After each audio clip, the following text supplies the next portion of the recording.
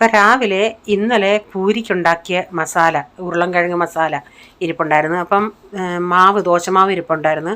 അപ്പോൾ എന്നാൽ ചിന്തിച്ച് ആ മസാല എടുത്ത് ഇതുപോലെ ദോശമാവിൻ്റെ മുകളിൽ ഇങ്ങനെ മസാല ദോശയെന്ന് പറയാൻ പറ്റത്തില്ല, പൂരിയുടെ അത് ഉരുളൻകിഴങ്ങിൻ്റെ മസാല ഉള്ളതുകൊണ്ട് ഇങ്ങനെ ഉണ്ടാക്കി. പക്ഷേ നല്ലതായിരുന്നു, നല്ല ടേസ്റ്റായിരുന്നു.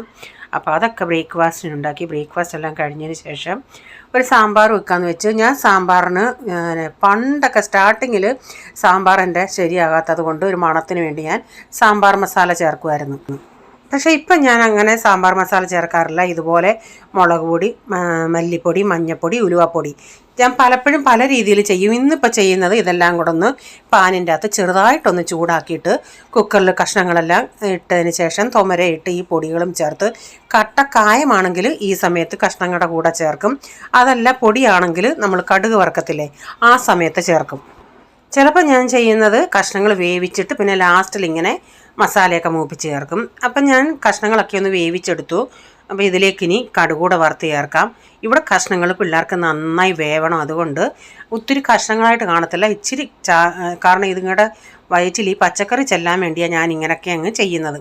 അപ്പോൾ സാമ്പാർ ഇവിടെ റെഡിയായി. അപ്പോൾ തോരൻ വെക്കുന്നത് കാബേജ് തോരനാണ്. അപ്പോൾ ഈ വീഡിയോ എന്ന് പറയുന്നത് ഞാൻ നാട്ടിൽ പോകുന്നതിന് മുമ്പിട്ട് അതിൻ്റെ തലേന്ന് എടുത്ത വീഡിയോയാണ്. അപ്പോൾ ഞാനും കൊച്ചുങ്ങളോടല്ലേ നാട്ടിൽ പോകുന്നത്.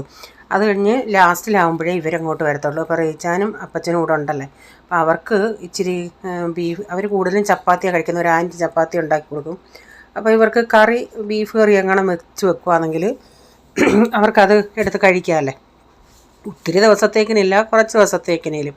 അപ്പോൾ അതൊക്കെ എനിക്കൊന്ന് തയ്യാറാക്കണം. അപ്പോൾ ഉച്ചയ്ക്ക് സാമ്പാറും തോരനും ഒക്കെ റെഡിയാക്കി. പിന്നെ അത് കഴിഞ്ഞതിന് ശേഷമാണ് ഞാൻ ബീഫ് ഉണ്ടാക്കാമെന്ന് വെച്ചത്. അപ്പം ബീഫൊക്കെ ഞാൻ കഴുകി എന്നെ ഉപ്പി പറ്റിക്കാനായിട്ട് ബീഫിൽ ഇച്ചിരി കുരുമുളക് പൊടിയും മഞ്ഞൾപ്പൊടിയും ഉപ്പും ചേർത്തിട്ട് വേവിക്കാനായിട്ട് വെച്ചിട്ടുണ്ട്. ഒട്ടും വെള്ളം ഒഴിക്കണ്ട, വേവുന്നതനുസരിച്ച് ബീഫിൻ്റെ അകത്തുനിന്ന് വെള്ളം ഇറങ്ങും.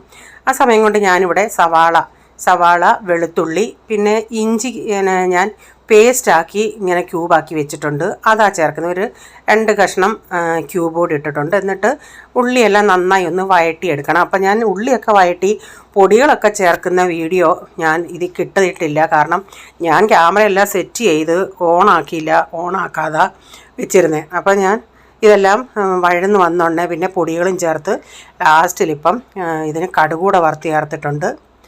അപ്പോൾ ഈ വീഡിയോയുടെ ഫുള്ളായിട്ടുള്ള വീഡിയോ ഞാൻ ബിജീസ് കിച്ചൻ ചാനൽ വ്ലോഗിൽ ഇട്ടിട്ടുണ്ട്. ആർക്കെങ്കിലും കാണാൻ താല്പര്യം ഉണ്ടെങ്കിൽ അവിടെ പോയി നോക്കിയാലും മതി. അപ്പോൾ ഇന്നത്തെ വീഡിയോയിലെ വിശേഷങ്ങൾ ഇതൊക്കെയായിരുന്നേ. ഇഷ്ടപ്പെടുകയാണെങ്കിൽ ഒന്ന് ലൈക്ക് ചെയ്തേക്കണേ.